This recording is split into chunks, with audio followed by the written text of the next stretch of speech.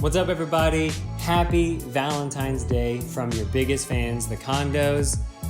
I'm Gavin.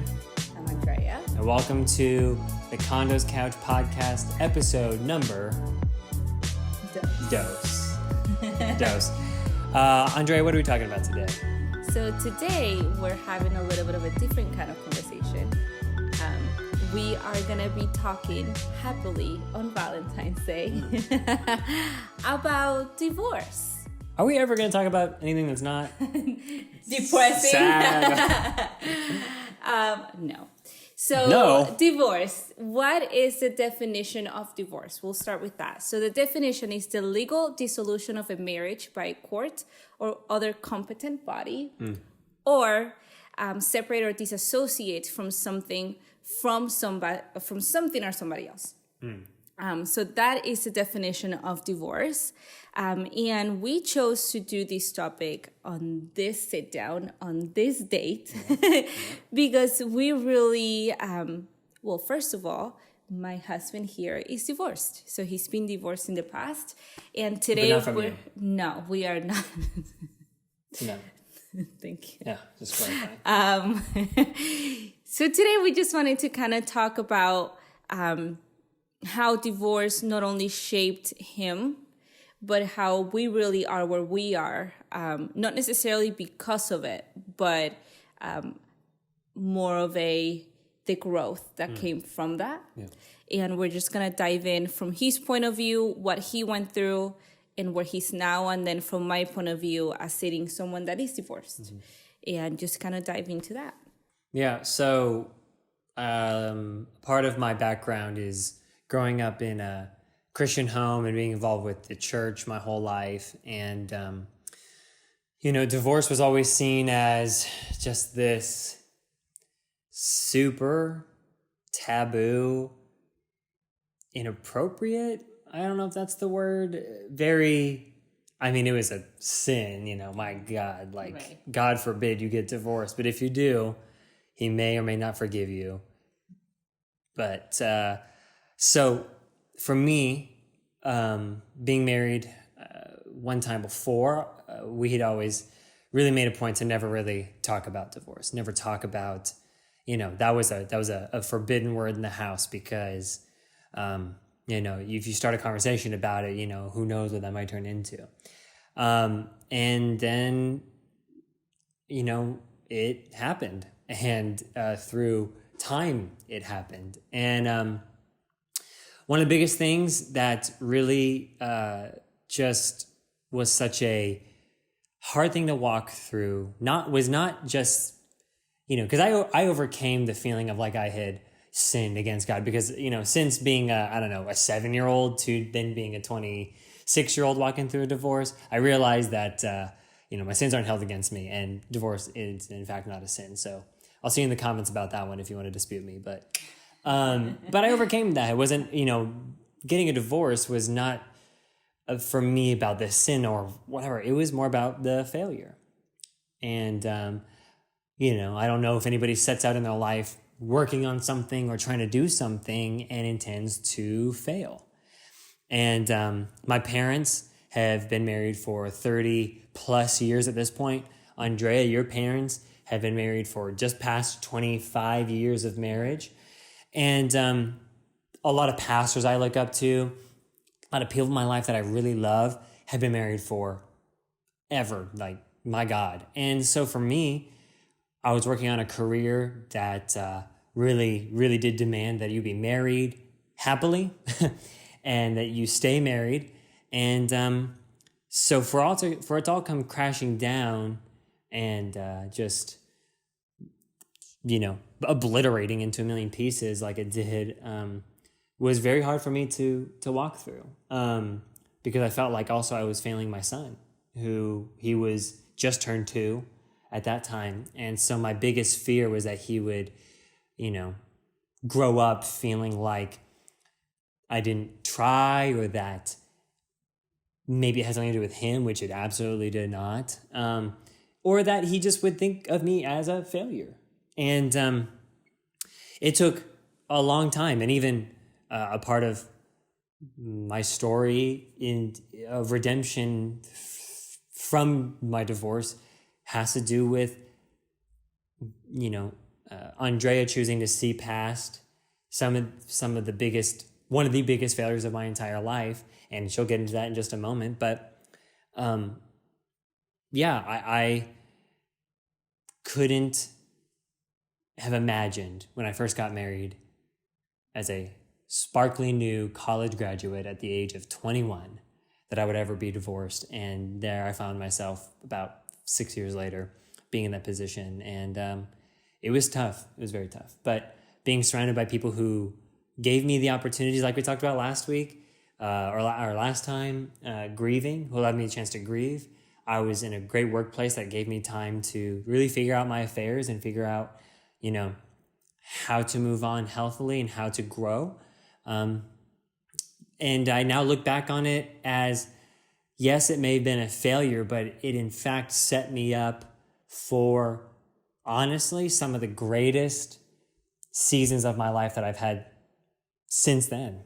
So. Yeah, absolutely. And we were really wanting to talk today too, because I feel like from my point of view, I've never been divorced. I've had ex-boyfriends, right? But I've never been married to someone, go through a divorce, and then have a baby, and then start out again, right?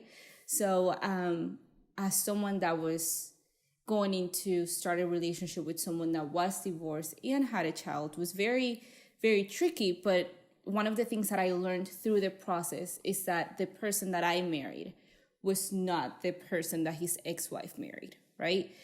The season that he went through with her, and then the coming out of that and what he learned through that made him a completely different man than what that I'm dating now or married to now, right? So there are things that now he knows he doesn't want, which made it so much easier for me and our relationship now, because it also helps you have more of higher standards when you're in a relationship, not only for him as in this is what I want in my next wife, but also for me, because now I'm dating a man who knows who he is, who knows what he wants, who knows what he's not gonna stand for, which allows me to also have the same standard. And now we can have a healthy relationship.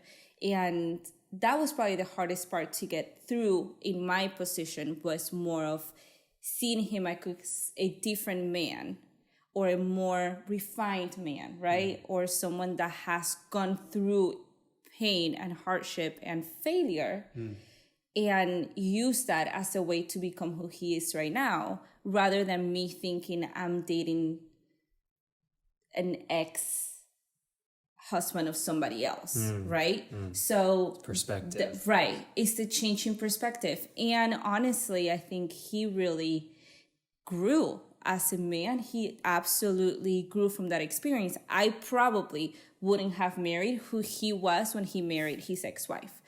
Honestly, like we would. I'm sorry. No, I just wouldn't. Like honestly, it. The same with him. He probably wouldn't have dated me when I was dating my first boyfriend a long time ago, or my second or my third. I think every relationship teaches you things. And one of the things that my grandma used to always say, and I will forever continue to say it, is that my grandma used to call relationships classes in college. And you don't graduate until you learn from that class. So after you go through whatever relationship you're going through, until you know what it was that you learned from it to be able to move on to the next level, you won't ever date somebody different.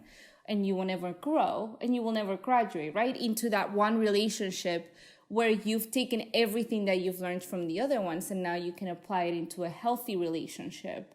And I think that's where we were both at when we started talking and dating. It was he came from growth, and I came from growth.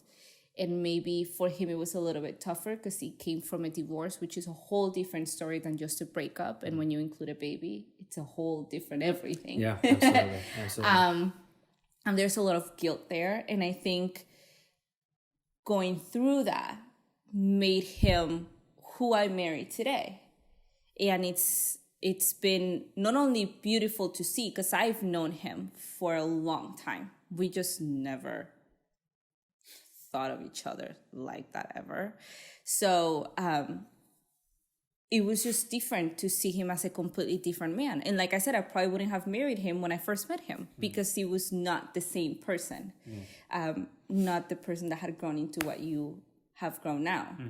So we really today, we just wanted to kind of share a little bit of our story and open it up as a discussion to anybody out there that may be dating someone that's divorced or is divorced and maybe probably doesn't deserve that they should be with somebody different and somebody that's going to be better for them. This is just to kind of talk about that. Yeah, and a big portion that I just want people to know right now is that me and you can attest to this, me and my ex-wife are totally cool. Like we are totally on the same page. We're raising our son in separate households. She's dating somebody now. I know she's happy. I am obviously very happy. And that, it's okay to move on. It's okay to look at this. You nod and say. I totally said you better. Yeah. But it's okay. It's not okay to just move on, but it's okay to be happier. No matter what the failure is, no matter what the failure in your life may look like. Whether that's, obviously, we're mentioning divorce here because it's such a prevalent topic in our life. But whatever the failure may be, the loss of a job, the loss of, or the failure of school, a failure at anything you're putting your hands to, the fact that you tried, the fact that you believed enough in your dreams to put your best foot forward, that is commendable within itself. And that you learn. And that you learn. That's like the core. And that you learn, absolutely. Is that the failures are literally just a stepping stool into growing. Yeah, absolutely. Absolutely. And, and to this day, even there are moments where, it's very, very distinguished from my previous marriage was that we talk about divorce quite often in this household because it is a thing that is prevalent in our life because I went through it and, we talk about the steps of how it happened and, the steps of where I am now to continue to overcome in my mind that failure. Like I said, that could be applied to anything that you're walking through in your life that you're feeling like you may have failed at or maybe aren't as successful in or confused that it didn't work out in, is that talk about it. Make a place in your heart and in your mind and with your significant others or friends or dog, whoever it may be, to talk about and make space for not just failure in your life, but overcoming in your life. Because you don't start out in any season or any next thing in your life as a failure. You need to start as an overcomer. Right.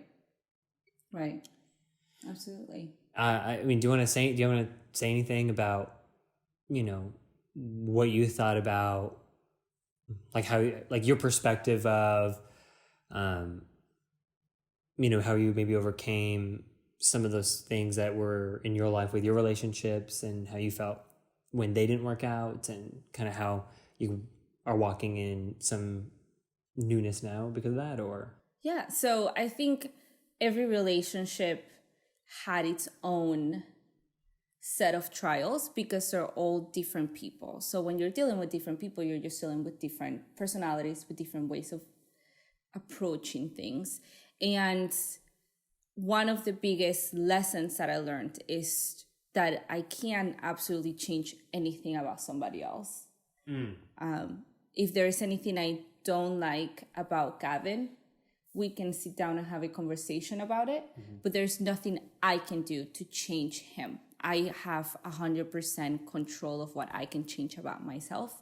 And that, I think, is the one thing that you learn in any relationship, is that you have full control to change every day your actions, what you do, how you react to things, how you talk to people, how you process situations. And had I not messed up many times on how I did things in the past, because it's the truth. Like, we all mess up. We all are gonna fail at a relationship or think that you're failing at a relationship. It's pretty much taught me how I react to things and how different people take those reactions. And now being able to apply all those lessons into our relationship now. And the way that I communicate is 1,000% different than how I used to communicate. The way I see life in general is different. The way I treat him is different than how I would have treated anybody else. And it also comes from a down foundation of trust and love, obviously, and honesty and understanding. But importantly, I think, is growth, is what we're bringing each of us to the table based on what we've learned from the past. And now we can have a healthy, really, with issues, because humans, right? We're not perfect. But we can deal with things way more different than we would have had we not gone through some of those relationships. And what is somebody else's loss, right? Somebody else's treasure. And there are things that he's learned that now he may have never done with his ex-wife, that now he does with me, because he learned through that experience. And we get to have a completely different relationship. And the same, raise a baby in a completely different environment that maybe he would have raised with his ex-wife, right? So, sorry, am I in your way? And I mean, that's pretty much what we wanted to talk about today. It was just open that conversation up, let you guys know that going through hardship and failure doesn't mean that that's who you are. It's just a season or a patch, right? Or a moment in life. But it doesn't define you. Failure, this is one of the things that, a quote that I really love is that failure is a season, not a person. Right. Failure is a moment, not a person. Right. And that's not who we are. Our failures do not define us. No. It does not define you. No. And it will never do it. You have full access to be able to look at your failure, learn from it, and like that, it doesn't become a failure, it becomes a lesson. And then you can take that on. And then you won't have the same failure again because you learned from that. So I think that's the key thing is divorce. Yeah, it's a fun thing to talk about Valentine's, but really how to overcome what failure can be in a relationship and how it can be completely transformed into something actually healthy and positive and hopefully will last for a lifetime, right? And that goes towards anything that we choose to do. Absolutely. Yeah. Absolutely. Well, do you want to close it out with today's quote? Absolutely. So to end it today, we are quoting J.K. Rowling's, and it says, "And so rock bottom became the solid foundation on which I rebuilt my life." And that, I think, encompasses everything that we talked today. Yeah, there's only one way to go up. There's only one way to go.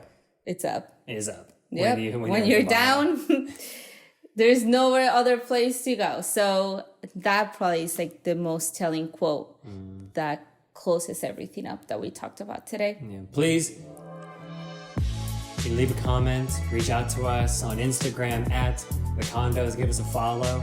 We'd love to hear from y'all about what you're thinking, if anything we said in here made you think, or if we're just completely wrong and we're rambling in our living room. Please, we'd love to hear from you. But like I said, follow us on Instagram, hit subscribe. We'd love to get a subscriber count up to whatever, maybe 2 people today would be great. Let's have 2 subscribers. Does that sound good to you? Absolutely. And then we're also on Spotify. We're on Apple Podcasts. We're everywhere. We'd love to just, if you want to listen to this podcast while you're driving or while you're sleeping, that would be cool too. So, while you're sleeping. Now, anything you'd like to say? No, he's out today. He is out. Well, we love you guys. We're your biggest fans. Once again, I'm Gavin. I'm Andrea. We'll see you guys next time.